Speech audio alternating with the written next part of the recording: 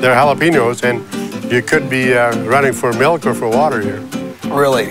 It's like painting. It's painting a house. That's part of that dance, too. That's right. Paint the house, Paint the house.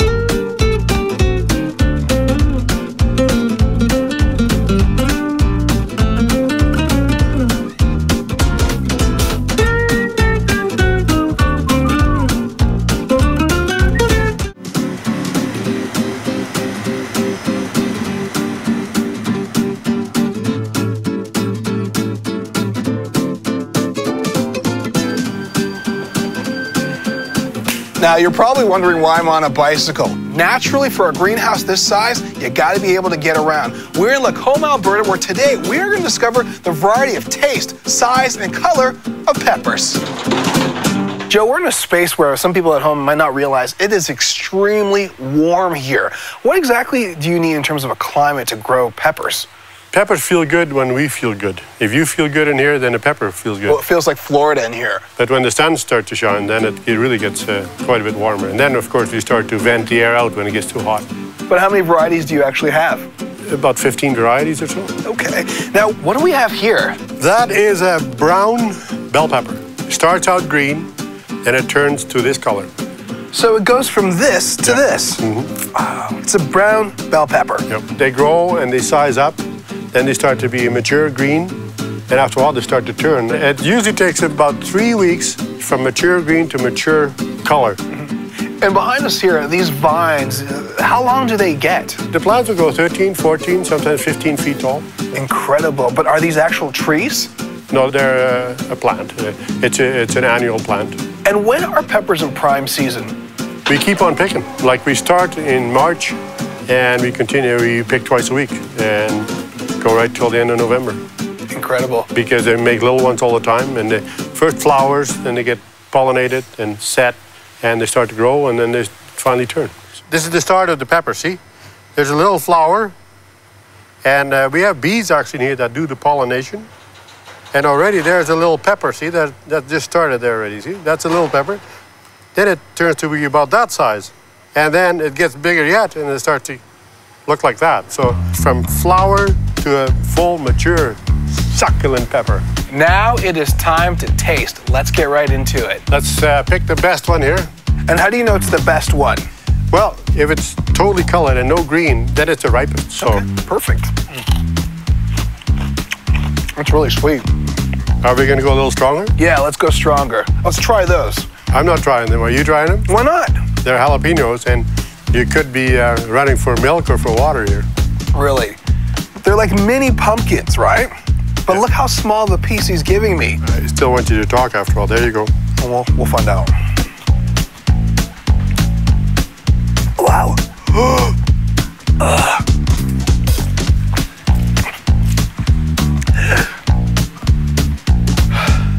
You want another piece? 1/8 of a good-sized pepper got more vitamin C than a whole orange. That is the scoop on peppers right here on What's Cooking.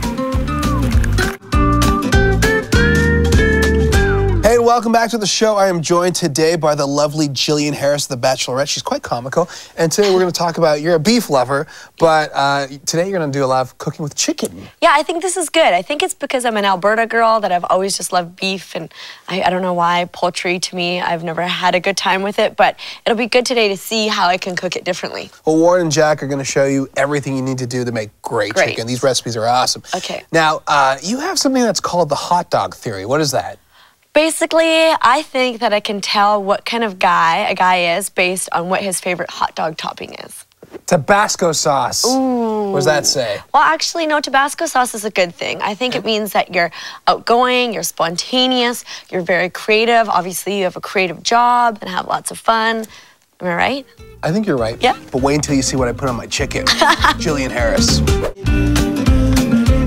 Welcome to the last recipe of the day. We are making rocky road bars, not rock and road bars, but they serve rock, I will definitely say so. And here's what you will need for the recipe. 1½ cups of graham crumbs, 1/2 cup of butter melted, 1½ cups of flaked coconut, 1½ cups of pecans, 1½ cups of miniature marshmallows, 1 can of sweetened condensed milk, 3 squares of semi-sweet chocolate, 1 package of semi-sweet chocolate chips. I love that. Let's get rocking. Okay. Rocky roads. I'm gonna chop up some pecans to begin with. Sure. I'm going ahead and mix my butter and the graham crumbs. Get a little bowl right here.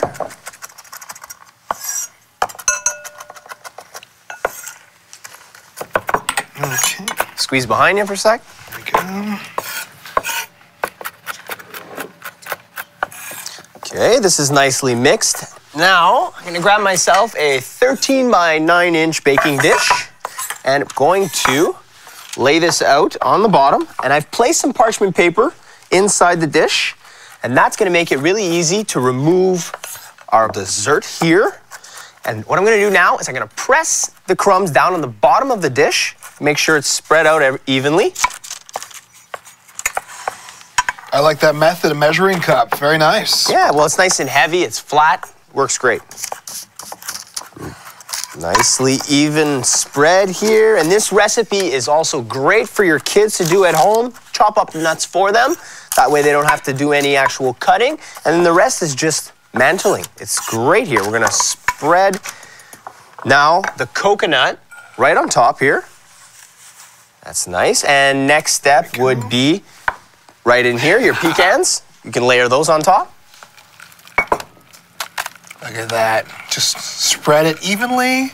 You want that distribution and you want that flavor. Yep, and they're cut perfect. You don't want them too big, you don't want them too small either. There we go. Okay, next up is our chocolate chips. All right. Then we can go with some marshmallows.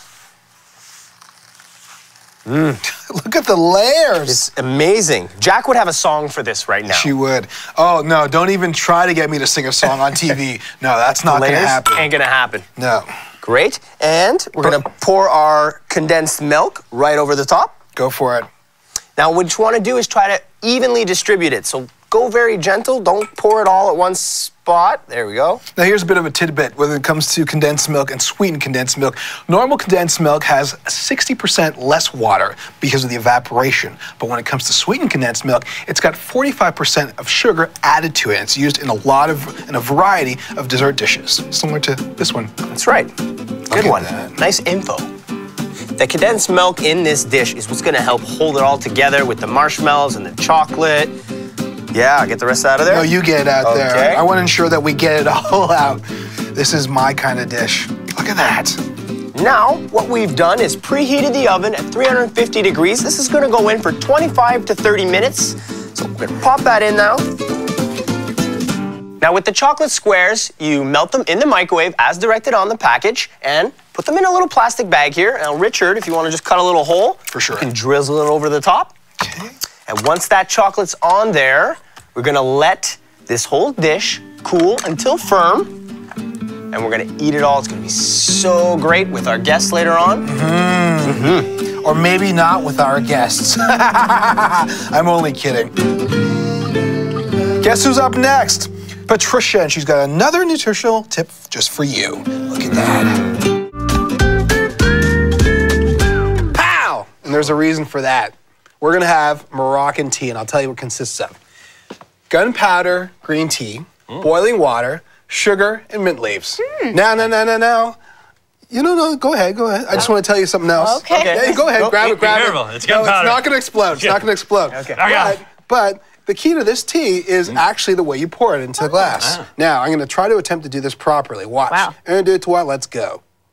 Look at you. Go. Nice. Oh, perfect, not a drop. Now, the reason for that is that the more oxygen that gets to the tea, the better the tea is. Now, in Morocco, they do it 3 or 4 times until they get it right, so the tea is just right. Well, I tell you, this is delightful. I love it.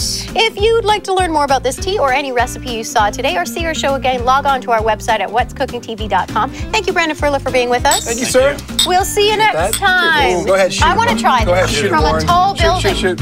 Okay, ready? Oh, mamma mia. Look at it. Wow. I did it. Nice. You want to try? So there's a lot of talent. Oh, pressure's on, my friend. Watch your head. Okay, go. Oh, because he's tall. There's no way you're even near it. Wait, don't distract him. Now that's oxygen. There it is. Yeah, and Look there's at a how reason why he's not on this show.